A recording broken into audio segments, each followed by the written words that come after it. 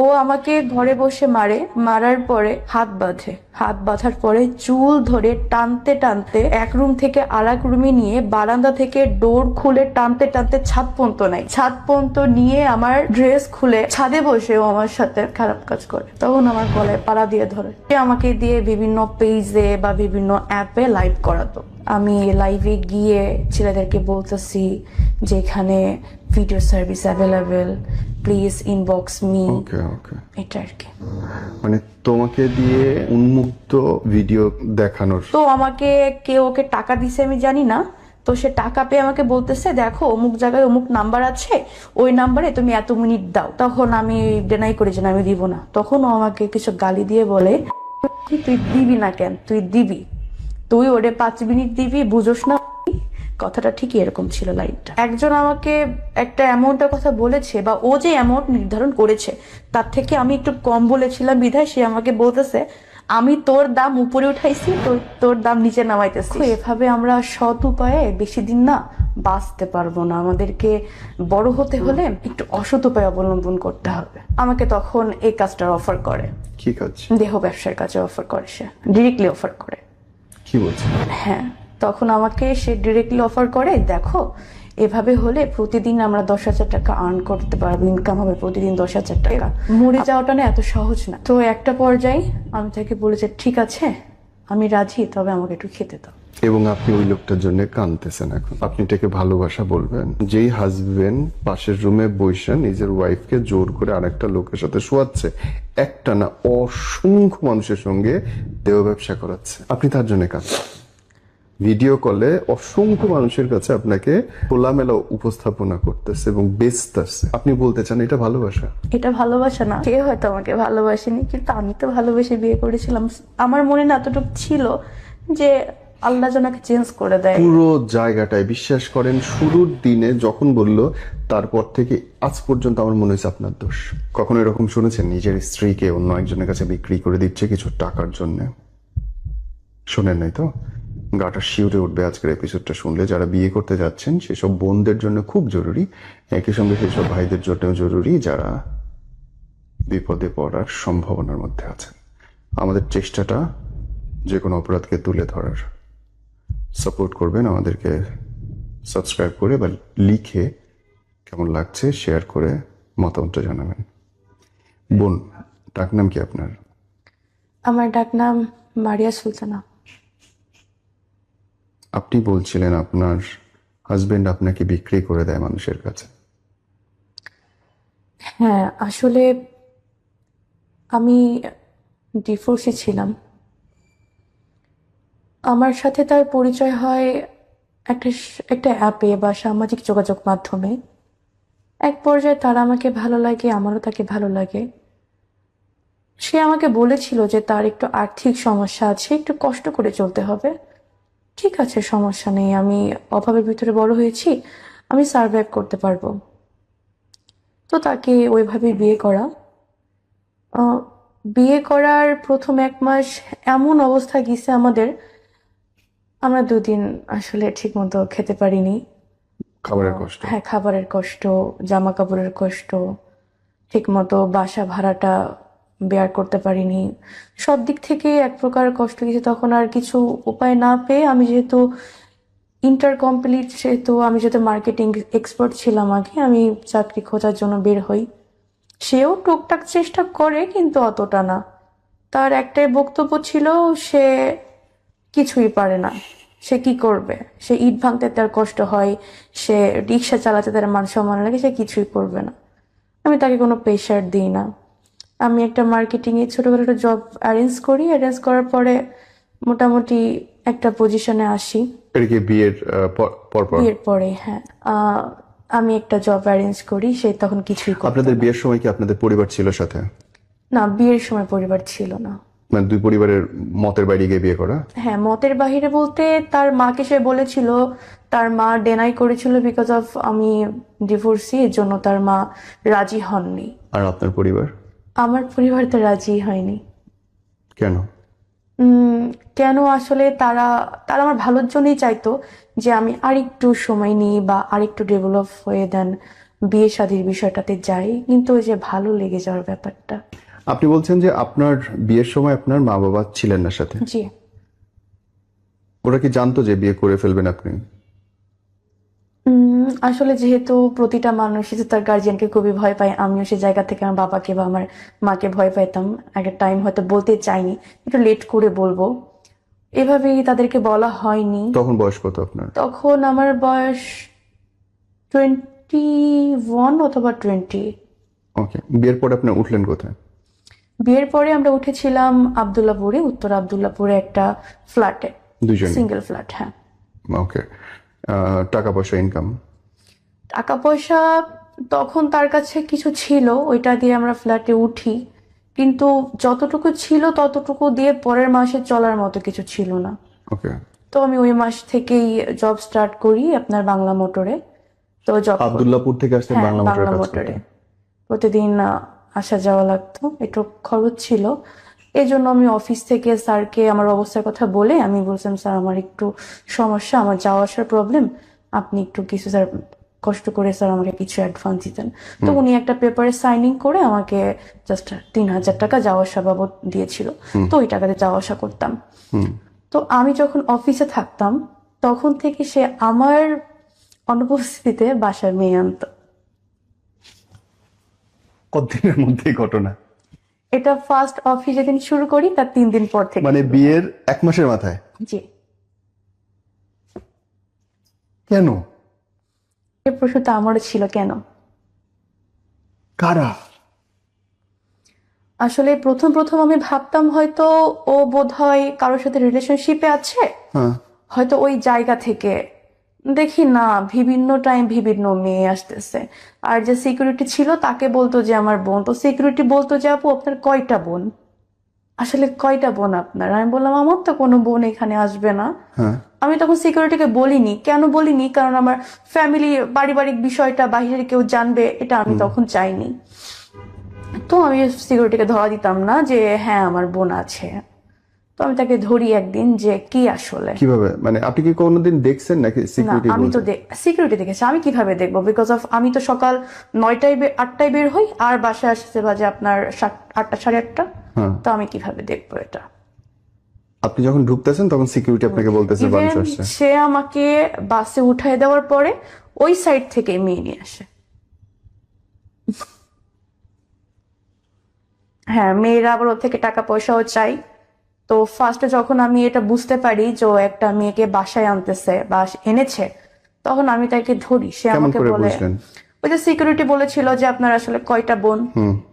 আর আরেকটা ক্লু পেয়েছিলাম হচ্ছে, ওকে একজন হোয়াটসঅ্যাপে মেসেজ করেছিল যে আমার এতটা টাকা লাগবে। তখন তখন আমি বলি, টাকার জন্য আমি চাকরি করতেছি, 2 বেলা খাইতে পারতেছি না আমি। তখন ফিল্ডে জব করতাম, তো তো আমার হেঁটে হেঁটে জব করতে হতো। তো দুপুরে আমি খেতে পারতাম না, আমি চিন্তা করতাম আমি এখন খেলে রাতে কি খাবো, এরকম। তো টাকার জন্য খেতে পারতেছি না, তুমি টাকা দিচ্ছ মানুষকে কিভাবে।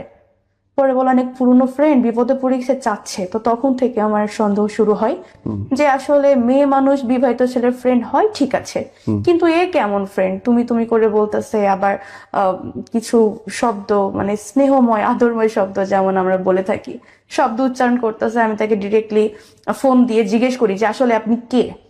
পরে সে আমাকে বলে আমি তার ওয়াইফ। ওয়েট, মানে আপনি ওয়াইফ, আপনি যে ফোন করলেন তারে, সে বলতেছে সে সে ওয়াইফ? ওয়াইফ। এখন আমি তো আমার পায়ের তলে থেকে মাটি সরে গেছে যে আমি তার ওয়াইফ, সে আবার ওয়াইফ, মানে ওয়াইফ কয়জন। আমি বললাম আসলে কি আপনি তার বিবাহিত স্ত্রী। পরে সে বলে যে না এখনো বিয়ে করিনি, কিন্তু বিয়ে করব। বললাম বিয়ে করব তাই ওয়াইফ বলতেছেন। পরে বলতেছে যে ও কি বিবাহিত। আমি বললাম হ্যাঁ ও বিয়ে করেছে, 1 মাস হচ্ছে। তো পরে বলে এটা তো আমি জানতাম না। তো তার সাথে কথা বললাম, এক পর্যায়ে জানতে পারি সে আমার বাসায় একবার না 12বার এসেছে। তাদের ভিতরে অনেক কোয়ালিটি টাইমও ছিল। তো অনেকবারই সে বাসায় এসেছে। সে বলেছে যে এটা তার বন্ধুর বাসা, তার বন্ধুর ওয়াইফ আর বন্ধুর হাজবেন্ড চাকরি করে, সেখানে তারা টাইম স্পেন্ড করতেছে। তো এটা যখন একদম পুরাই আমি জেনে যাই, তখন ওই মেয়েটাকে প্রচন্ড গালিগালাজ করে আমার এক্স হাজবেন্ড। হ্যাঁ। হ্যাঁ, কেন করে, তার দোষ কি, সে কেন বললো আমার কাছে। আচ্ছা। তো ওই মেয়েটাকে সব জায়গা থেকে ব্লক করে দেয়, নাম্বার ডিলিট করে দেয়। আর আপনি তখন আমি আপনার হাজবেন্ডের কাছে জবাব দিতে চাইলেন না? হ্যাঁ চেয়েছি যে আসলে কেন। পরে বলে আসলে একা একা থাকি তো সময় যায় না। তখন আমি ছেড়ে দিচ্ছি, ঠিক আছে আমি চাকরি বাকরি কিছুই করতে পারবো না, তোমার সংসার তুমি কিভাবে চালাও সেটা তুমি জানো, আমি কিচ্ছু করতে পারবো না। তখন আমার থিঙ্ক ছিল এটা, সে আমার পায়ে ধরে মাফও চায়, আমি মাফ করে দিই, কারণ এটা আমার দ্বিতীয় বিবাহের জন্য। সে কিভাবে চালাবে তার পার্সোনাল ম্যাটার। এখন আমি চাকরি ছেড়ে দিই। তখন ছেড়ে দেওয়ার পরে সে মোটামুটি কাজ করে না, বাট কই থেকে টাকা আনে এটা আমি বলতে পারবো না। টাকা নেই? হ্যাঁ টাকা আনে, কিন্তু কাজ করতো না। তাইলে কি করতো? এটা আমি বলতে পারবো না। তো একদিন সে আমাকে অফার করে যে দেখো জীবনে বড় হতে গেলে অনেক স্যাক্রিফাইস করতে হয়। খুবই স্বাভাবিক, স্বাভাবিক অনেক স্যাক্রিফাইস করতে হয়, এটা স্বাভাবিক, কিছু পেতে হলে কিছু হারাতে হয়। তো বলতেছে দেখো এভাবে আমরা সৎ উপায়ে বেশি দিন না বাঁচতে পারবো না, আমাদেরকে বড় হতে হলে আম, একটু অসৎ উপায় অবলম্বন করতে হবে। আচ্ছা যেমন, পরে বলে দেখো তোমার ভয়েস খুবই ভালো আছে, তুমি দেখতে শুনতে অনেক সুন্দর, আহ, এই যে ভিগো লাইভ না কি বলে, তো ওইটাই নাকি লাইভ করলে অনেক পয়েন্ট পাওয়া যায়, পয়েন্ট ভাঙায় অনেক টাকা আর্ন করা যায়। তো এভাবে কিছু আমাকে অফার করে। সত্যি বলতে আমি মিথ্যা কিছু বলবো না, আমি ফার্স্টে বলি ঠিক আছে, যদি এই লাইফটা করলে যদি টাকা আসে ঘরে বসে কি সমস্যা, ঠিক আছে আমি করব। যখন দেখলো যে না এটা থেকে আসলে কিছুই হচ্ছে না, তখন আমাকে বাদ দিতে বললো। হুম। আমিও বাদ দিয়ে দিলাম। বাদ দেওয়ার পরে সে আমাকে বললো এভাবে হবে না, আর একটু কষ্ট করতে হবে। কেমন কষ্ট? তাহলে আমাকে তখন এই কাজটার অফার করে। কি কাজ? দেহ ব্যবসার কাজে অফার করে, সে ডিরেক্টলি অফার করে।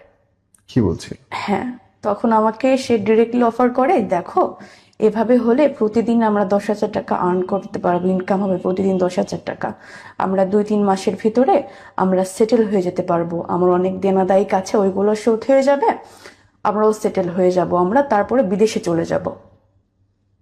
টু বি অনেস্ট, আমি তখন ডিরেক্টলি না করে দিই যে না, তখন আমি চলে যেতে চাই। ব্যাগটা নিয়ে, আমার যে ব্যাগ ছিল সেটা কাপড় চোপড় গোছায় আমি চলে যেতে চাই।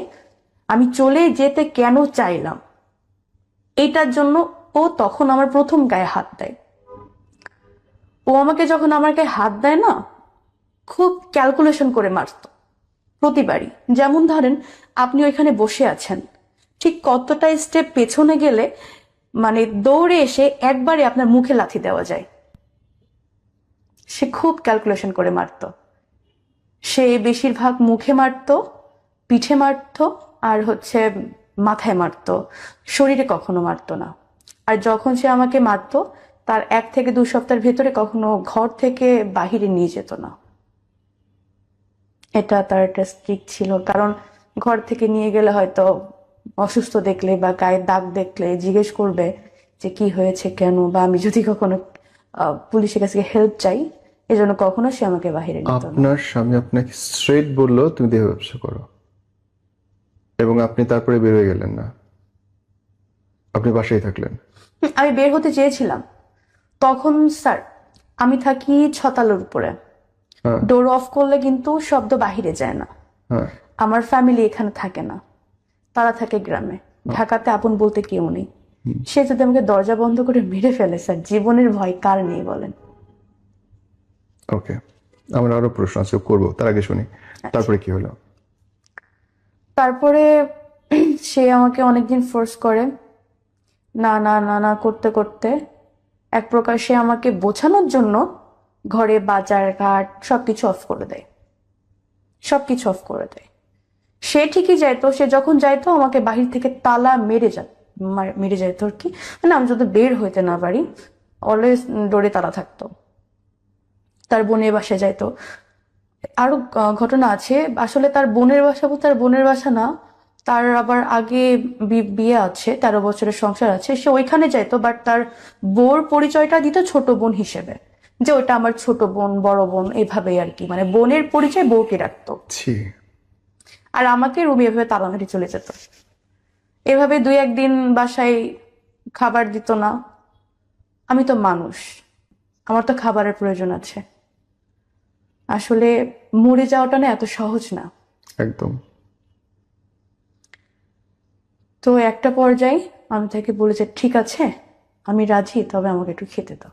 আমি আমি অনেক খাই না, আমার আমার আসলে কথা বলতে পারতেছি না আমি তখন। আমার পুরো হাইপার শুরু হয়ে গেছে, যে কাঁপাকাঁপি শুরু হয়ে গেছে খিদায়। তখন সে আমাকে বললো যে ঠিক আছে, আমি আমার বোনের কাছ থেকে রান্না রান্না করছে, আমি ভাত নিয়ে আসতেছি। তো এইভাবে ও, যখন আমরা আবদুল্লাপুরে ছিলাম তখন ও লোক আনতো, লোক আপনি আনতো আমাকে প্রথম দিনটা বলেন। প্রথম দিন থেকে। ওই যে বললাম যে যখন আমাকে ফোর্স করলো, খাবার দাবার দিল না, যখন আমি রাজি হয়ে গেলাম তখন থেকে ও হচ্ছে লোক আনা নেওয়া শুরু করে। প্রথম লোকানন্দ গল্পটা বলেন। প্রথম লোক আনার আনার গল্পটা হচ্ছে ওই দিনই স্যার, ওই দিনই ওকে আমি ফোন করে বললাম, আমার হাতে ফোন ছিল, ফোন করে বললাম যে দেখো আমি পারতেছি না, আমি ঠিক আছে তুমি যা বলবা তাই শুনবো, একটু খাবার দাবার ব্যবস্থা করে দাও। হ্যাঁ, এখন প্রশ্ন এটা যে আপনার কাছে ফোন ছিল, তাহলে আপনি অন্য কোথাও ফোন টোন দিলেন না কেন? অন্য কোথাও ফোন টোন দিই না, তার একটা কারণ হচ্ছে আমার নাম্বারে না, মানে আমার ফোনে নাম্বার দিয়ে হচ্ছে এয়ারটেলের অ্যাপ নামানো। আমি কার সাথে কথা বলতেছি, কয়টা নাগাদ কথা বলতেছি, বা কাকে কাকে ফোন দিচ্ছি, সবকিছু ওর কাছে থাকতো। হোয়াটসঅ্যাপ ওর কাছে ছিল লিঙ্ক আপ করা, আমার ইমো ছিল ওর কাছে লিঙ্ক আপ করা, মেসেঞ্জার নেওয়া ছিল, স্ন্যাপচ্যাট নেওয়া ছিল, সবকিছুই ওর কাছে। ও যখন আমাকে তার আগের দিন মারে না স্যার, তখন আমার মনে একটা ভয় চলে এসেছিল যে যদি যদি মেরে কিছু ফেলে? করি, যদি মেরে ফেলে। হতে পারে। একটা ভয় ছিল মনে। সে ভয় থেকে আমি আসলে সাহস পাইনি তখন। কিভাবে পাবো? আমাকে সাপোর্ট দেওয়ার মতো কেউ ছিল না। কার কাছে বলবো? ফ্যামিলির কাছে বলবো? ফ্যামিলি তো এই কথা শুনে নিজে স্ট্রোক করে মরে যাবে। আমার মা, আমার বাবা দুজনে হার্টের রুগী। বলিনি ভয়ে। সেদিন ও আসার সময় লোক নিয়ে আসে, সেদিনই লোক নিয়ে আসে। দেন ফার্স্ট যেটা হয়, টাইম ছিল 1 ঘন্টা, 1 ঘন্টা 5 মিনিট, একটু বেশি হয়েছিল, 1 ঘন্টা থেকে 5 মিনিট। 5 মিনিট বেশি কেন হলো, এর জন্য সে আমাকে আবার মারে। সে আমাকে শুধু মারে না, গরম পানি করছিল, ওই গরম পানি আমার গায়ে ঢেলে দেয়, শুধুমাত্র গোসলের নামে, যে এখন গোসল করতে হবে। সে আমার রুম থেকে আমার চুল ধরে টানতে টানতে টানতে টানতে ওয়াশরুমে নিয়ে যাই, যে তোর এখন গোসল করতে হবে বলে আমার গায়ে গরম পানি ঢেলে দেয়। কিছু বলি না। ওই সময় ও আল্লাহর ছিল উপরে কোথায়? ওই 1 ঘন্টা ও ছিল কোথায়? রুমে ছিল। ও 1 ঘন্টা, এরকম একটা রুম, এই রুমে লোক আনতো, পাশে ও বসে থাকতো। কারণ বসে না থাকলে সবাই তো বলবে যে লোক ঢোকায় সে চলে যাচ্ছে বাহিরে, তারা কি করে না করে মনে সন্দেহ করবে না। এই জন্য সে কখনো বাইরে যাইতো না, সে রান্নাঘরে স্পেস ছিল, সেখানে সবসময় বসে থাকতো।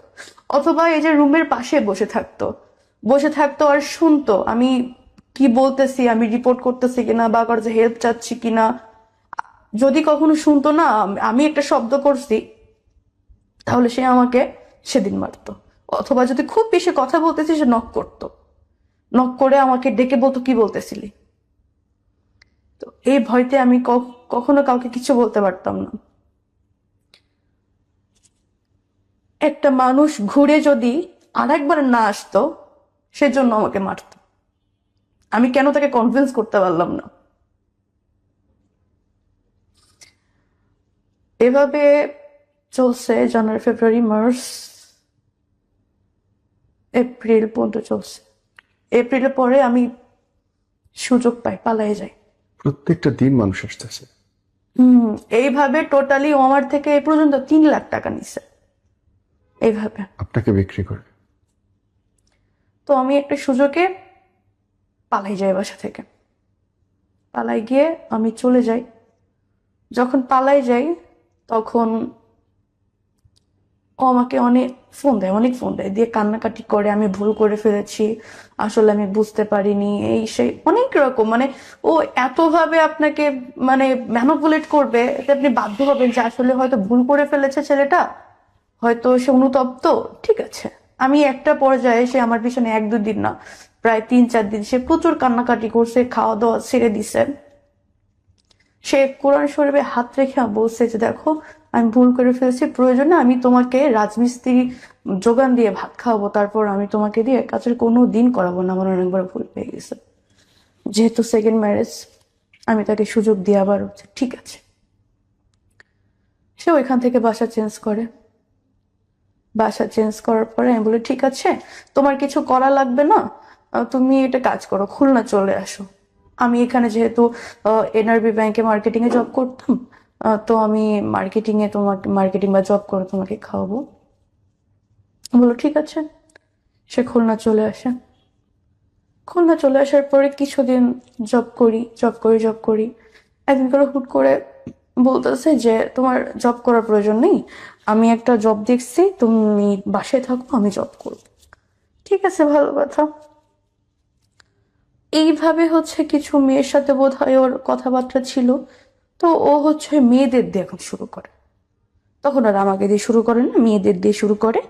তো খুলনা থাকাকালীন কয়েকটা মাস আমাদের খুবই ভালো কাটছে। আমি জব করেছি, সে বাসায় ছিল, তাকে কিছু করতে দেইনি। হ্যাঁ, দেই নাই, সত্যি বলতে আমি কিছুই করতে দেই নাই, যে ঠিক আছে তোমার কিছু করার লাগবে না, তুমি থাকো। খুলনা যেহেতু আমার জন্মস্থান, সেহেতু আমি আমি অনেকটা ভালো চিনি, সেহেতু এখানে আমার ক্ষতি করতে পারবে না, এতটুকু বিশ্বাস আমার ছিল। আর আমার একটা থিঙ্ক কি ছিল স্যার, যে মানুষ বিপদে পড়েছে, হাজবেন্ড বিপদে পড়েছে, টাকা নাই, আজকে হয়তো সে খারাপ আছে, কালকে ভালো হলেও হতে পারে, আল্লাহকে কখন হেদায়েত দেয় আসলে কেউ বলতে পারে না। আমি চাচ্ছিলাম যে ও এতটুকু বুঝুক যে আমি ওর জন্য কষ্ট করতেছি বা আমি ওকে ভালোবাসি। আমি চাকরি করলাম, আর ওর জন্য চাকরি খুঁজতে লাগলাম, যেহেতু ও কষ্টের কোনো কাজ করতে পারে না। আমি চাচ্ছিলাম যে একটা ভালো কোনো রিসেপশনিস্ট বা টি বয়, এরকম কিছু একটা জব যেখানে ও রুমের ভিতর থেকে করতে পারবে, কারণ আমি যে ফিল্ডে কাজ করি, আমার এক মার্কেট থেকে আরেক মার্কেট বা এক অফিস থেকে আরেক যেতে হয় অফিসে, সেহেতু এত কষ্টের কাজ আমি চাচ্ছিলাম না ওকে দিতে। তো খুলনায় ভালো ছিলাম, তখন ভালো বিহেভ করেছে। তারপরে সে হুট করে বলে যে আমার একটা চাকরি হয়ে গেছে। তখন তো আমি খুশি যে আলহামদুলিল্লাহ, আল্লাহ মুখ তুলে তাকাইছে। তো সে আমাকে কক্সবাজার নিয়ে যায়, বললো কক্সবাজারে একটা 5 স্টার হোটেলের ম্যানেজার হিসেবে আমার চাকরি হয়ে গেছে। তখন একটু সন্দেহ লাগে মনে, যে হোটেলের ম্যানেজার। আমি বললাম থাকতেই পারে, খুবই স্বাভাবিক, যেহেতু এই সেপ্টেম্বর, এপ্রিলে পালাইছি, April, March April May June July August September, না আগস্ট, সরি আগস্টে সেই কথাটা বলার পরে আমি যেহেতু 4 মাসে অনেক ভালো ছিল বা আমরা ভালো ছিলাম, ভেবেছিলাম হয়তো মানুষ চেঞ্জ হয়ে গেছে। তো আমি চলে যাওয়ার পরে, কক্সবাজারে যাওয়ার পরে একই কাহিনী। তবে এবার হয়তো সে লোক আনা নেওয়াটা করতো না, সে আমাকে দিয়ে বিভিন্ন পেজে বা বিভিন্ন অ্যাপে লাইভ করাতো। কিরকম? লাইভটা হচ্ছে এরকম, আপনি একটা প্রোডাক্ট সেল করতেছেন, প্রোডাক্টটার কোয়ালিটি কি বা প্রোডাক্টটা কি দিতে পারবেন, ওরকম একটা লাইভ, কিন্তু টপিকসটা চেঞ্জ। কিরকম? এই যে ধরেন আমি কাউকে বলতেছি প্লিজ ইনবক্স মি, এটা সেটা, এগুলা এরকম একটা লাইভ, মানে একটা ব্র্যান্ড প্রমোশন যেরকম করে ঠিক ওরকমই, টপিকসটা ডিফারেন্ট, টপিকসটা 18+। আমি একেবারেই জানি না, একেবারেই বুঝি না, ওকে স্পষ্ট করে বলো। স্যার, এই লাইভটা ছিল এরকম যে আমি লাইভে গিয়ে ছেলেদেরকে বলতেছি যে এখানে video service available, please inbox me, okay okay. এটা আর কি। মানে তোমাকে দিয়ে উন্মুক্ত ভিডিও দেখানোর, লাইভ করতে বলতেছে? উন্মুক্ত বলতে, যখন আমাকে কক্সবাজার নিয়ে আসে তখন আমাকে আবার ওই একই জিনিস জোরাজোরি করে, মারধর করে, সেম। তখন আমি বলি যে ঠিক আছে আমি রাজি, কিন্তু একটা শর্ত, আমি আমার মুখ দেখাতে পারবো না। তখন সে বলে যে ঠিক আছে, আমার টাকা হলেই হচ্ছে, কিন্তু যদি এটাতে টাকা না আসে তোমাকে মুখ দেখাতেই হবে। বললাম ঠিক আছে। তখন ওই যে বলেছিল যে যদি এটাতে টাকা না আসে তাহলে তোকে মুখ দেখাতে হবে, তখন আমাদের থিঙ্ক কাজ করছে এটা, যে এটা যদি আসলে না হয় তাহলে তো আমি ফ্যামিলিতে বা সব জায়গায় অনেক লাঞ্ছিত হয়ে যাব। তো এই জায়গা থেকে আমার নিজের কাছে মনে হয়েছিল যে পালানো না অবধি বা এখান থেকে সরতে পারতেছি এমন একটা পরিস্থিতি না হওয়া অবধি আমার ওর সাথে তাল দিয়ে চলতে হবে। কারণ স্যার প্রতিদিন তো আসলে মার খাওয়া যায় না, আমি তো একটা মানুষ। দেন ওর কথাই শুরু করি।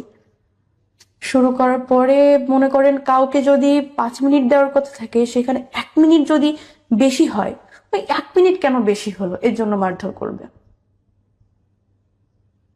এরকম হয়েছে তখন যে আমাকে সে বলতেছে সাজগোজ করো। তখন স্যার আমার অনেক জ্বর, পিরিয়ড সেশন চলতেছে। তখন আমি বলি যে দেখো আমার শরীরটা ভালো লাগছে না, আমি আজকে পারবো না, আজকে বাদ দাও। সে বলে যে পারবো না বললে তো হবে না, পারতে হবে, অনেক দেনাদায়ী কাছে করতে হবে। আমি তখন বলি, আমি একটু জোরেই বলি যে আমি পারবো না, আমি করতে আমি আর পারতেছি না। তখন আমি সাজলাম না কেন এটার জন্য আমাকে আবার মারছে স্যার। ওর মারার যদি আপনি কাহিনীটা শুনেন, ও আমাকে ঘরে বসে মারে, মারার পরে হাত বাঁধে, হাত বাঁধার পরে চুল ধরে টানতে টানতে এক রুম থেকে আর এক রুমে নিয়ে বারান্দা থেকে ডোর খুলে টানতে টানতে ছাদ পর্যন্ত নাই, ছাদ পর্যন্ত নিয়ে আমার ড্রেস খুলে ছাদে বসে ও আমার সাথে খারাপ কাজ করে। তখন আমার গলায় পাড়া দিয়ে ধরে, করবি না কেন। এটা যখন হয় না স্যার, তখন আমার মনে হয়েছিল কি ওর ভিতরের মনুষ্যত্বটা না নষ্ট হয়ে গেছে। ও আসলে আমাকে ইভেন এরকমও ভয় দেখায় যে আমি যদি ওর কথা না শুনি, ও ঠিক এভাবে বলে তোমার এখান থেকে বিলেট দিয়ে কাটতে কাটতে পুরো পা পর্যন্ত যাবো, তোমার অস্তিত্ব খুঁজে পাওয়া যাবে না। তখন আমার মনে হয়েছিল ওর ভিতরে মনুষ্যত্ব বলতে কিচ্ছু নেই। তখন আমি নিজের ভিতরে থেকে রাখি আমাকে অ্যাট এনি কস্ট এখান থেকে পালাতে হবে, পালাতেই হবে। আমি এখান থেকে পালাই যাই বলতে আমি সকাল সকাল ভোরে যখন ঘুমেছিল আমি তখন বাসা থেকে পালাই যাই। যে সিকিউরিটি ছিল বাসার, মানে প্রতিটা বাসা একটা সিকিউরিটি থাকতো, সিকিউরিটি ছাড়া কখনো বাসা নিত না। আর বাসা 2 রুমের নিক 3 রুমের নিক সিঙ্গেল ছাড়া কখনো সাবলেট নিত না। তখন পালাই যায়, তখন সিকিউরিটি ভাবছে হয়তো রাতে হয়তো ঝামেলা হয়েছে ওদের ভিতরে। ও সিকিউরিটি সবই জানে, জানে বলতে মারামারি চিল্লাচিল্লি শুনতেছে কিন্তু আগাচ্ছে না, ভাবছে স্বামী স্ত্রীর ঝামেলা। তো আমি পালাই যাই, সিকিউরিটি খবর দেয় যে ভাই ভাবি তো মনে হয় রাগ করে পালাই যাচ্ছে, আপনি ভাবিকে ঠেকান, ও তো আর জানে না এগুলা। তখন ও আমাকে কলাতলি থেকে চুল ধরে সজোরে ঘুষি মারতে মারতে বাসায় নিয়ে আসছে। ওইখান থেকে মনে করেন আমার বাসা হেঁটে গেলে 10 মিনিট, ওই 10 মিনিট ধরে আমাকে একটা কথা বলতেছে আর ঘুষি মারতেছে। মানুষ দেখতেছে কিন্তু কেউ কিছু বলতেছে না। তখন পালাতে পারিনি, তখন ধরা পড়ে যায়। আর যখন ধরা পড়ে যায় তখন তো আমাকে বেশি চোখে চোখে রাখতো। তখন আর কোথাও যাইতে যেত না একা একা, মানে সবসময় ডোরে ভিতর থেকে তালা মারা থাকতো এরকম। আমি যে বাসায় কথাটা বলবো যে একটু কেউ এসে আমাকে নিয়ে যাও বা তোমরা কেউ বেড়াতে আসবে, অ্যাটলিস্ট বেড়াতে আসলে তো একটা মনের ভিতরে আশান লাগবে যে কোনো না কোনো টাইমে বলতে পারবো যে আমাকে এখান থেকে নিয়ে যাও। কাকে বলবো? আম্মুকে বলবো, আম্মু আসলো, ও যে আম্মুকে বেড়ে ফেলবে না গ্যারান্টি কি আছে? ওর ভিতরে তো মনুষ্যত্ব নেই। ভয়ে ছিলাম যে কাকে বলবো, পুলিশ কল করব, পুলিশ আসতে এসে তোমাকে মেরে ফেলে। তখন আমি আসলে এতটা ভয়ে ছিলাম আমি বলতে পারিনি। এভাবে তখন আমার একটা থিং ছিল মাথায় যে এভাবে আসলে হবে না, ওর থেকে পালাতে হলে ওর সাথে কি মিশতে হবে, তারপরে পালাতে হবে। সেম আমি ওর সাথে মিশে যাই, ও যা বলে তাই শুনি, যেভাবে বলে সেভাবে শুনি। ইভেন ওকে খুব ভালো ভালো রান্না করে খাওয়াই। আর একটা বিষয় কি স্যার একটু মাঝখানে বলি, এটা এই যে বিয়ের কয়েকটা বছরে না ও আমার সাথে এত কিছু করেছে, আমি তখনো পর্যন্ত ওকে না আমি কখনো হাত দিয়ে নিজের হাতে খেতে দিইনি। আমার না মনে হতো যে আমি যে নিজের হাতে খেতে দিচ্ছি না বা ওকে এত ভালোবাসা দিচ্ছি, ও অন্তত এ ভালোবাসার জন্য চেঞ্জ হয়ে যাক। যে ওকে একটা মেয়ে এত ভালোবাসতেছে, ওকে তো আমি আমার জীবন যৌবন টাকা পয়সা সবকিছু দিচ্ছি, ও চেঞ্জ হয়ে যাক। অন্তত এটার জন্য চেঞ্জ হয়ে যাক যে মেয়েটা আমাকে ভালোবাসে। চেঞ্জ হয়নি। আমি ওইখান থেকে সুযোগ বুঝে আবার পালাই যাই। আবার পালাই যাওয়ার পরে কয়েকটা দিন যাই, যেহেতু ডিভোর্স দেওয়াটা তো সহজ না, ডিভোর্সে একটা সময় লাগে বা টাকার ব্যাপার স্যাপার আছে। আমার হাত ফাঁকা ছিল, তখন কোনো রকমে ঢাকায় আসি। এসে একটা পোস্ট করি যে আমার আর্জেন্ট থাকার জায়গা প্রয়োজন, আমি একটা মেয়ে মানুষ, বিপদে পড়ে এসেছি, যদি কোনো হৃদয়বান ব্যক্তি থাকে না, আমাকে একটু থাকার জায়গায় সাহায্য করবেন, হোস্টেল বা কোনো একটা ম্যাস হলে খুবই ভালো হয়। হয়তো আমি আপনাদেরকে ভাড়া এখন দিতে পারবো না, আমাকে একটু সময় দিতে হবে, স্যালারি পেলে দিয়ে দেবো এমন কিছু। তো একজন নক করে বলে যে আমার এখানকে রুম আছে, বেড আছে, মেয়েরা থাকে, আপনি থাকতে পারেন। আপনি কোথায় জব করেন? আমি বললাম স্যার আমি এখানে জব করি না, কিন্তু খুঁজতেছি। বললো ঠিক আছে, আমার এখানে ভ্যাকেন্সি আছে, আপনি আমার এখানে ঢুকে পড়েন মার্কেটিং এ, আর আপনি আমার এখানে থাকেন। তো এভাবে জয়েনিং করার পরে সে আমাকে বললো যে আপনি 6 মান্থের ভিতরে জব ছাড়তে পারবেন না, আর আপনার রিয়েল সার্টিফিকেট দিতে হবে। তখন আমার বললাম যে স্যার না, তাহলে প্রয়োজন নেই, কারণ 6 মান্থ আসলে আমি ঢাকায় স্টে করব কি করব না এটা তো আমি জানি না। আর রিয়েল সার্টিফিকেট বলতে আমি 6 মান্থের ভিতরে জব ছেড়ে দিলে সে আমার সার্টিফিকেট দিবে না। তো এভাবে আমি যাই নাই চুক্তিতে, আমি জবটা ছেড়ে দিয়ে একটা জব খুঁজি। এর ভিতরে সে অনেক কান্নাকাটি দিতে যায়। কে? Ex husband. আচ্ছা, এরকম ফ্যামিলি থেকে বারবার ফোন আসে, ওরা তো আর জানে না এগুলা। ফ্যামিলি থেকে বারবার চাপ আসছে যে তখন তারা আমাকে ব্লেম করতেছে যে আমি কতটা খারাপ হলে বিয়ে করিয়া ছাড়ি, যেহেতু আমি ডিভোর্সে ছিলাম ফার্স্টে, সেকেন্ড ম্যারেজ করেছি, ছেড়ে দিচ্ছি।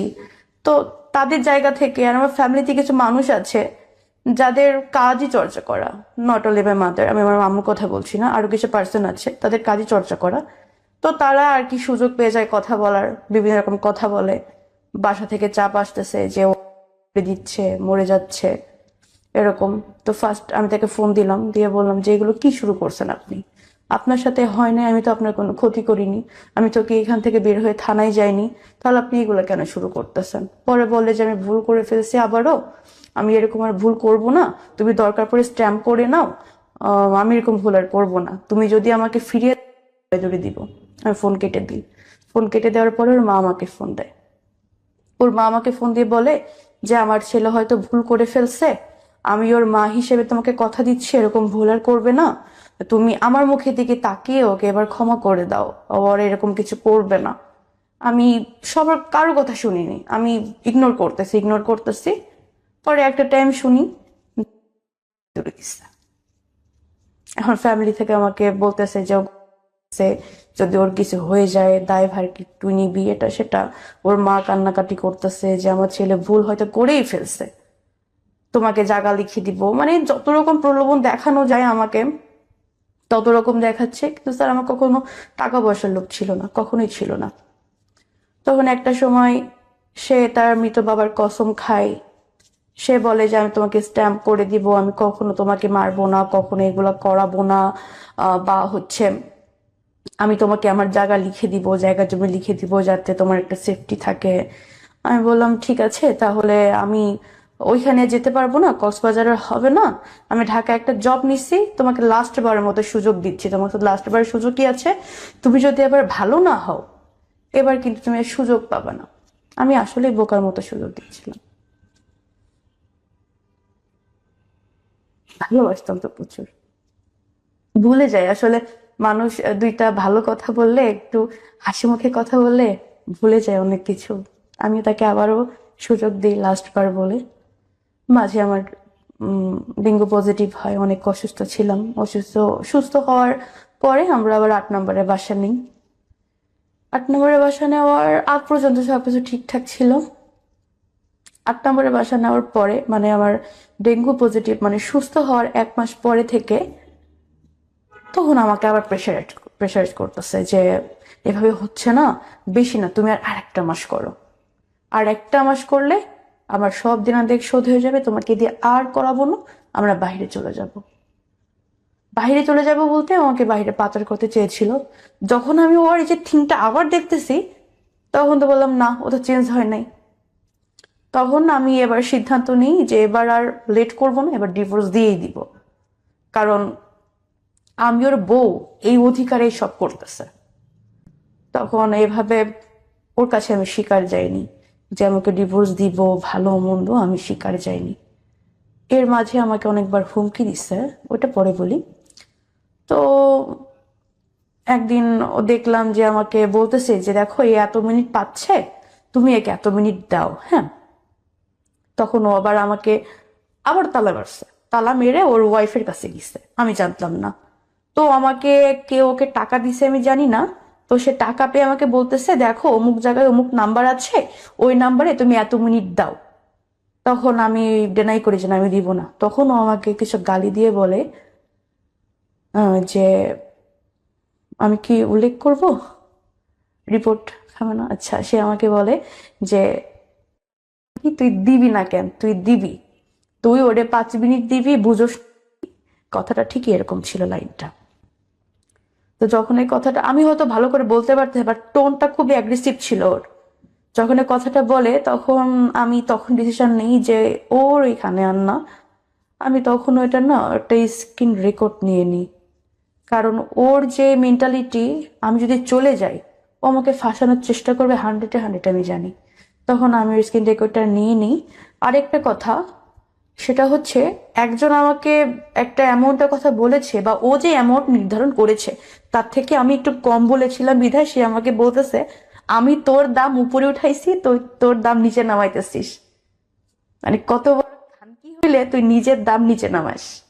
সে আমাকে কত সম্মানে জায়গায় উঠাইছে, আমি সেখান থেকে নিচে নেমে গেছি। তো এগুলো আমি স্ক্রিন বেশি রেকর্ড দামে করে রাখি, বেচতেছে বউ। হ্যাঁ। আমি দেন আবার পালাই যাই বলতে কি, আমি তাকে এটা বিশ্বাস করাই যে ঠিক আছে আমি 1 মাস তোমার সাথে আছি। কারণ আমি একটা জিনিস দেখেছি, আমি তার সাথে না না করে আসলে হয় না। তার সাথে যত মিলেমিশে থাকা যায় সে আমাকে হয়তো বিশ্বাস করে। আমি তার সাথে তখন মিলেমিশেই ছিলাম, তার হ্যাঁতে হ্যাঁ, নাতে না, উঠতে বললে উঠতেছি, বসতে বললে বসতেছি। এভাবে একদিন পালাই যাই, তখন আমি একেবারে সিদ্ধান্ত নিই যে আমি ডিভোর্স এবার দিয়েই দিব, ডিভোর্স দিয়ে দিব। আসলে আমি পালাই যাই, সে তাকে আমি বললাম যে দেখো ভালোই ভালোই বলতেছে আমার লাইফ থেকে চলে যাও, এতদিন সহ্য করছে, এখন আর না, আমি কিন্তু আবার পুলিশের কাছে যাব। পরে আমার অনেক গালিগালাজ করে যে আমি তখন পালাই গিয়ে আমি আমার আপুর বাসায় ছিলাম। তো সে আমাকে বলে আমি নাকি কার সাথে পালাই গেছি, কার সাথে রাত কাটাইছি, এটা সেটা, আমি খারাপ, হ্যান ত্যান, অনেক কথা বলে। আমি তখন তাকে বলি যে দেখো তুমি আমার লাইফ থেকে সরে যাও, না হলে কিন্তু আমি পুলিশ কেস করতে বাধ্য হব। তখন সে বলে ঠিক আছে আমি তোর লাইফ থেকে সরে যাব, এমনি তোরে দেওয়ার কাজ হচ্ছে না। হ্যাঁ, এমনিও তোকে দেওয়ার কাজ হচ্ছে না, তুই একটু মোটা হয়ে গেছিস, কালো হয়ে গেছিস, এখন তোরে কেউ কিনতেছে না, তোরে দিয়ে এমনিতে আমার হবে না। আমার ব্যাংকের কার্ড আমার তোর কাছে আছে, তুই এসে খালি কার্ডটা দিয়ে যা, হাউস বিল্ডিং, দেন আমি চলে যাব। আমি বললাম শিওর? ওরা বলে হ্যাঁ শিওর। আমি ওরকম, আমি কোনো বাসায় যাব না, চিপায় যাব না, ওর বাই রোডে ওর ব্যাংকের কার্ডটা দিয়ে, আমার হিসাব ছিল আমি চলে যাওয়ার মতো। সেম কাজ, আমি তাকে তার ব্যাংকের কার্ডটা দিই, দিয়ে মানে সে ওইখানে আমি এখানে, সে আমাকে চোখ দিয়ে ইশারা করতেছে, মানে সে আমাকে ফাইলে আছে খেয়ে ফেলবে। যখন আমি তার যে মুডটা দেখি তখন আমি আবার পিছে ব্যাক, যে না আমি ওর সামনে যাব না। তখন আমাকে দৌড়ে এসে ধরছে, ধরে বলে যে আমার ব্যাগে কার্ড দে, এভাবে এই কার্ড দে, কার্ড দে। আমি কার্ডটা দিলাম ওকে, দেওয়ার পরে আমি একটা রিক্সাওয়ালাকে ডাকি, যে মামা দাঁড়াও। রিক্সাতে উঠি, ও পিছন থেকে লাফ দিয়ে রিক্সাতে উঠে আমাকে সজোরে এই এই জায়গাটা দিয়ে আমার এইখানে 2-3টা এভাবে কেন দিয়ে হচ্ছে হিট করে। হিট করার ফলে আমার এই জায়গা থেকে কথা বের হইতেছে। তো যখন আমাকে হিট করে তখন আমার একটা জোর ছিল যে আমি পাবলিক প্লেসে আছি, এখন তো আমাকে এভাবে মারতে পারবে না। তখন আমাকে রিক্সা থেকে ধাক্কা দিই, রিক্সাতে ধাক্কা দেওয়ার পরে এক প্রকার যখন পড়ে যাই তখন তখন আমাকে আবার সজোরে হিট করে। যখন আমি চিল্লায় উঠি তখন লোকজন এসে ধরে যে কি ব্যাপার, আপনি রাস্তার পরে মেয়ে মারতেছে, বলো ও আমার ওয়াইফ, আমার ওয়াইফে মারবো না কি করব সেটা কি আপনাকে বলবো? পরে আমি সবাইকে বলি যে ভাই ও আমাকে দিয়ে এরকম অনেকবার মারধর করে, আমাকে বাসায় আটকে রাখে, ভাই আমি বাসায় যাবো না, আপনারা কিছু করেন। হাউস বিল্ডিং এ খুব একটা মানুষ জড়ো হয়ে যায়। জড়ো হয়ে যাওয়ার পরে তখন ওরা সবাই ধরে যে ভাই আপনি তো মেয়ের এভাবে আটকায় মারতেছেন, মেয়ে তো স্বীকার করতেছে। বলে ভাই না, হাজবেন্ড ওয়াইফের ঝামেলা ভাই, মিটমাট হয়ে যাবে, আমি দেখে নিচ্ছি ভাই। তখন ও আমাকে লোকের কাছে বলে যে আমি কি তোমাকে সবসময় মারি, আমি তো তুমি অন্যায় করলে মারি, আচ্ছা ঠিক আছে মারবো না, বাসায় চলো। আমি বলি যে ভাই আপনি তো দেখেন আমি বাসায় যাবো না। ও বাসায় গেলে ভাই এটার জন্য আবার মারে, বাসায় যাবো না। পরে সবাই বলতেছে যে ভাই আপু আপনার হাজবেন্ড ওয়াইফের ঝামেলা আপনারা বাসায় গিয়ে মিটান, স্বাভাবিক বলবে। তো আমি বললাম স্যার আমি বাসায় যাব না। তো এইভাবে বাসায় যাব না করে ডানে গেলে সে ডানে যাচ্ছে, বায়ে গেলে বায়ে যাচ্ছে, সে আমাকে ছাড়বেই না। বেশ ভালো কথা। এই যে ও আমাকে রাস্তার পরে মারধর করছে, এই কথাটা আমার ফ্যামিলি পর্যন্ত যায়। তখন আমার ফ্যামিলি থেকে বাবা মা ফোন দিয়ে তাকে ওয়ার্নিং দেয় যে আমার মেয়ে কিন্তু আগে সংসার ছেড়ে আসছে শুধুমাত্র এই মারধরের জন্য। তাই না? তুমি যদি এভাবে মারধর করো তাহলে বিষয়টা কেমন হয়ে যায় না? আহ, তুমি নেক্সট টাইম কখনো আমার মেয়ের গায়ে হাত দিও না। তখন ফার্স্ট টাইম ফ্যামিলির কাছে একটা রিপোর্ট যায় সে আমাকে মারছে। তো ফ্যামিলি তো আমাকে বোঝাই যে যেহেতু সেকেন্ড ম্যারেজ, তুমি একটু কষ্ট করে থাকার চেষ্টা করো, বিয়ে তো মানুষের বারবার হয় না, মেয়ে মানুষ তুমি একটু কষ্ট করে থাকার চেষ্টা করো। তো আমার মনে তো অন্য কিছু চলতো না, আমি তো জানি আমার সাথে কি হচ্ছে। তখন সে বলল যে ঠিক আছে তোমাকে আমি মারবো না, তোমাকে দিয়ে আমি এগুলোও করাবো না, চলো আমরা বাহিরে চলে যাই। আমি তো জানি ওর মনে কি চলে। আমি বললাম ঠিক আছে যাব। সে, তাকে আমি সেদিন, বিশ্বাস করেন ভাইয়া আমার মনের ভিতরে এটাই ছিল যে আমি ওদিনই পালাই যাব। তাকে যত রকম ভালো বিহেভ করা যায় সেদিন আমি তাকে অনেক পদে রান্না করে খাওয়াইছি, সেদিন আমি তাকে নিজে গোসল করাই দিছি, সেদিন আমি তাকে নিজে রেডি করাই দিছি, সেদিন আমি মানে এত যত্ন করছি ভাই। ওই যে কথায় আছে না, মানুষ যখন শেষ বিদায় হয়, শেষ বিদায় হওয়ার আগে মানুষকে যে সাজসজ্জাটা দেয় না, আমার মনে ছিল এটা আমি আজকে সেটাই করতেছি। ইভেন সে যখন চলে যাবে ভাই আমি তাকে, মানে সে ট্যুরে যাবে, সে ট্যুরের জন্য রেডি হচ্ছে, সে ট্যুরে যাবে 2-3 দিনের জন্য। এই জন্য আমি তাকে অনেক রান্না বান্না করে দিচ্ছি, তাকে এটাও অফার করছি যে অনেক দূর তো যাবা, সাথে করে কিছু নিয়ে যাও, খাবা কি বাইরের খাবার খাওয়া ভালো না। তা আমি তাকে সেদিন জড়ায় ধরে ভাই অনেক কান্না করছি। কেন কান্না করছি ভাই, ও তো আমার সাথে খারাপ করেছে কিন্তু আমি তো এরকম ভালোবাসিনি ভাই। আমি ওকে তো ভালোবেসে বিয়ে করেছিলাম, এই একটা বছরে কখনো ওকে নিজের হাতে খাইতে পর্যন্ত দিই নাই। নিজের জানে ভাই আমি একটা ডিম একটা দুধ কখনো দেই না। প্রতিদিন ½ কেজি করে দুধ রাখতো ভাই, একবার দুপুরে একবার রাতে, ডিম একটা দুপুরে একবার রাতে। নিজে কখনো নিজের পরনে একটা দিইনি। এই যে বাসায় এত খরচ হচ্ছে, ইনকাম হচ্ছে, সব আপনার দেহ বেচাটা। সব, এই টাকাটা যদি আমি বাসায় দিই, আমি বাসায় বাসায় কেন দিচ্ছি, এটার জন্য আমার মার খেতে হয়। এবং আপনি ওই লোকটার জন্য কাঁদতেছেন এখন। আপনি এটাকে ভালোবাসা বলবেন? যেই হাজবেন্ড পাশের রুমে বসে নিজের ওয়াইফকে জোর করে আরেকটা লোকের সাথে শোয়াচ্ছে, একটা না অসংখ্য মানুষের সঙ্গে দেহ ব্যবসা করাচ্ছে, আপনি তার জন্য কাঁদছেন। ভিডিও কলে অসংখ্য মানুষের কাছে আপনাকে খোলামেলা উপস্থাপনা করতেছে এবং বেচতেছে। আপনি বলতে চান এটা ভালোবাসা? এটা ভালোবাসা না। সে হয়তো আমাকে ভালোবাসেনি কিন্তু আমি তো ভালোবেসে বিয়ে করেছিলাম। আমার মনে না এতটুকু ছিল যে আল্লাহ যেন চেঞ্জ করে দেয়। পুরো জায়গাটায় বিশ্বাস করেন, শুরুর দিনে যখন বলল তারপর থেকে আজ পর্যন্ত আমার মনে হয়েছে আপনার দোষ। অবশ্যই আমার তো। আপনার যে শরীর, আপনি যদি চাইতেন তাকে আঘাত করে বেরোয় আসা, 999-এ কল করে বেরোয় আসা, দুনিয়াতে মানুষ বাঁচতেছে না একা একা কেন?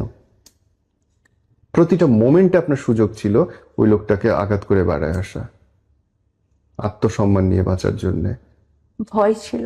1000টা মানুষের সঙ্গে আপনি কাপড় খুলে দাঁড়াইছেন, সেটার চেয়ে এইটা ভয় বেশি হইলো যে আমার সমাজের লোক কি বলবে?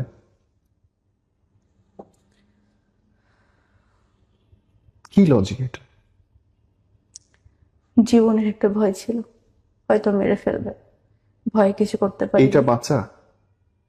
এটা বাঁচা না, এটা তো মরে যাওয়া, জীবিত লাশ। আপনার ভিডিও মানুষের কাছে ঘুরতেছে, আপনার ছবি মানুষের কাছে ঘুরতেছে, আপনি বলবেন এটা বাঁচা? ইচ্ছা করে।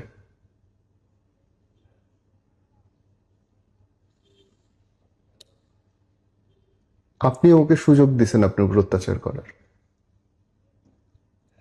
আসলে আমি সুযোগটা দিয়েছিলাম। এবং আপনি আরো 10 জনের ক্ষতি করছেন, ও আরো 10 জনের ক্ষেত্রে একই কাজ করবে। যতদিন ধরা না পড়বে, আপনি কেস না করবেন, এগুলো প্রমাণ না হবে, ততদিন সেম ঘটনা করতে থাকবে। ওর প্রথম টার্গেট হচ্ছে ডিভোর্সি বিধবা মেয়েগুলো, প্রথম টার্গেট। স্বাভাবিক। তারপরে আমি তাকে ডিভোর্স দিয়ে দিই। ডিভোর্স দেওয়ার পরে যেহেতু সে আমাকে দিয়ে কাজগুলো করিয়েছে, আমার একটা মান সম্মানের ব্যাপার আছে, একটা ফিউচার আছে, আমি তাকে বলি যে দেখো, তোমার সাথে আমার বনিবনা হয়নি, তুমি যে কাজগুলো করেছো আসলে আমি আর নিতে পারতেছি না, আমি তোমার সাথে থাকতে চাই না, ডিভোর্স লেটার পাঠিয়ে দিয়েছি, দেখে নিও, চেক করে নিও। পরে সে বলে আমি তোমাকে ডিভোর্স দেই নাই, তাহলে ডিভোর্স কিভাবে হলো? বললাম ডিভোর্স হওয়ার জন্য হাজবেন্ডের সাইন করতে হয়, এটা হয়তো আগে ছিল বাট এখন নেই। এর আমি ডিভোর্স দেওয়া মানে ডিভোর্স কার্যকর হয়ে গেছে, শুধু সময়ের অপেক্ষা। তো সেই এই টাইমটাতে সে আমাকে আবার সেম এরকম এরকম বলে, বাট এবার আমি আর না মানে না, তাকে সব জায়গা থেকে ব্লক করে দিই এবং তাকে বলি যে দেখো, আমি তোমার নামে কোনো মামলায় যাব না, দয়া করে তুমি আমার সম্মান নষ্ট করো না, আমি তোমার সম্মান নষ্ট করব না, কারণ আমি আমি চাই না কোনো ঝামেলা হোক। সে বলে যে ঠিক আছে, কোনো ঝামেলা হবে না, আমি তোমার কোনো সম্মান নষ্ট করব না। তো আমি আসার আগে যতটুকু পেরেছি তার ফোন থেকে আমার আইডি বা আমার জিমেল রিমুভ করে আসার চেষ্টা করেছি, বা যা যা ছিল ওর ফোনে চেষ্টা করেছি রিমুভ করে আসার। তো আমি তাকে বলি, সে আমাকে বলে যে ঠিক আছে আমি করব না, আর তুমি তাহলে আমার কোনো ক্ষতি করো না। আমি বললাম না, আমি তোমার কোনো ক্ষতি করব না, তুমি আমার মান সম্মানটা প্লিজ, কারণ আমার একটা ফিউচার আছে, আমার ফ্যামিলি আছে। ঠিক আছে বললো, ঠিক আছে। ও ও এর ভিতরে আমি এবার থানায় গেছিলাম। থানায় যাওয়ার পরে আমি স্যারের কাছে সবকিছু খুলে বলি যে স্যার আমার সাথে এরকম এরকম হয়েছে, স্যার আমি এখন কি করতে পারি, স্যার আমি কি করতে পারি? তখন সে আমাকে দেখে বলল যে আপনার সাথে এতদিন ধরে হয়েছে, তাহলে আপনি এতদিন আসেন নাই কেন? স্বাভাবিক। আমি তখন বললাম স্যার আমি এতদিন আসবো কিভাবে, স্যার কিভাবে আসবো? কারণ সে আমাকে বাসায় আটকে রাখতো, কোথাও গেলে তালা মেরে যেত, কোথাও নিয়ে গেলে তার সাথে নিয়ে যেত, আমি আপনার কাছে আসবো কিভাবে? পরে বললাম আপনি বাহিরে গেলে চিৎকার করতে পারেননি যে বাঁচাও বাঁচাও, বা আমার সাথে এগুলো করতেছে? আমার স্যার এগুলো আসলে বলা যায়, এগুলো কি আসলে হয় যে আমি বাহিরে গেলাম আর রাস্তার পরে চিৎকার করলাম? এগুলো কি আসলে হয় স্যার? মানে কতটা মেয়ে পারে? বললো যে পারেননি সেটা তো আপনার ফল, তাহলে আপনি এখানে কেন আসছেন আমাদের কাছে? আহ এভাবে অনেক কথা বলে। বলার পর আমার মনে হয় যে এভাবে আসলে কিছু হবে না, আমি উঠে চলে আসি। তারপর আমি নিজের ভিতরে সেট করে নিই যে যা ছিল কপালে ছিল, হয়ে গেছে, এটা নিয়ে তো পড়ে থাকা যাবে না, আবার সামনে আগাতে হবে। তো আমি তার সাথে ওই কনভারসেশনে যাই যে দেখো তুমি কোনো ক্ষতি করো না আমার। ডিভোর্সের যখন 3 মাস পার হয়ে যায়, এর ভিতরে অনেক চেষ্টা করেছে আমাকে নেওয়ার, কিন্তু আমি যাইনি। ডিভোর্সের 3 মাস পার হলে সে আমার ভিডিও, আমার ছবি, সবকিছু আমার ফ্যামিলিতে দেয়। আমার ফ্যামিলি থেকে শুরু করে আমার গ্রাম, অফিস কলিগ, সব জায়গায় আমার ভিডিওটা দিয়ে, আমার ছবি দিয়ে বলতেছে এই মেয়েটা এরকম। এটা এটা বলার পরে আমার ফ্যামিলি থেকে আমাকে তো প্রেশারাইজ করতেছে যে এটা কে, এটা কেন, কিভাবে। আর বললাম না ফার্স্টে কিছু মেম্বার আছে যারা হচ্ছে তাদের কাজই চর্চা করা, তারা তো সুযোগ তাদের জন্য। এর মাঝে আবার যখন আমার ডিভোর্স হয়ে যায়, তখন আমি তার বড় বোনের নাম সেভ করা আছে একটা নাম্বারে, আমি ফোন দিয়ে বলি দেখেন আপনার ভাইয়ের ডিভোর্স হয়ে গেছে, আপনার ভাই আমার জন্য বিরক্ত না করে একটু কষ্ট করে তাকে বলে দিয়েন। বলে আপু আমি তোর বোন না, আমি তোর ওয়াইফ, আমাদের 13 বছরের সংসার আছে, আমাদের 3টা বাচ্চা আছে। তখন ওর সাথে ওই যে আমার যে ফোন আলাপটা হয়, যে ওর মানে আমার এক্স হাজবেন্ড ওর নিজের ওয়াইফকে দিয়েও 13 বছরের সংসার, ওদের 3 বাচ্চার মা, সেম কাজ করার চেষ্টা করেছে, সেম কাজ। ইভেন সে করে নাই বিধায় তাকে অনেক মারধর করছে, তার সাথে থাকে না, তার খরচ বহন করে না এই জন্য। কিন্তু করছে ওই মহিলা? ওই মহিলা করেনি, বিকজ করে অফ নাই। ওই মহিলার 2টা বাচ্চা আছে, তো হোয়াট এটা এভার, ওর ওই জন্য। মহিলা করে নাই এবং মরে যায় নাই কিন্তু। বুঝতে পারছেন পার্থক্যটা আপনারা? ওর তো তার একটা জোর ছিল ভাই, 2টা বাচ্চা আছে, গ্রামের ওটা বাচ্চা দুর্বলতা মানুষ। হিসেবে দেখতে পারেন। এটা চয়েস, এটা চয়েস। আমি ভয় পেয়ে গেছিলাম আসলে, মেরে আন্ডারস্টুড। ফেলবে। ভয় ভয় পেলে মানুষ আর কিছু থাকে না, এটা সত্যি। বোন, আপনার এই আমি খুব কি করতাম ভাই বলেন? আপনার অনেক কিছু একা করার ছিল, একটা বাসায় থাকি। আপনার অনেক কিছু করার ছিল। ডে ওয়ান থেকে যখন আপনার হাজবেন্ড বলছে, সেই মুহূর্ত থেকে আপনি বের হয়ে তাকে ডিভোর্স দিয়ে তার নামে কেস করতে পারতেন ইনস্ট্যান্ট।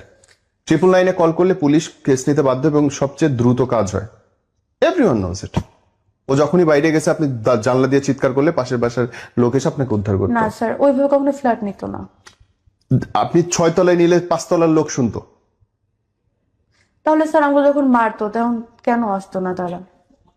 সিচুয়েশন অনেকভাবে কন্ট্রোল করা যায় বোন, অনেকভাবে কন্ট্রোল করা যায়। আমি পারিনি।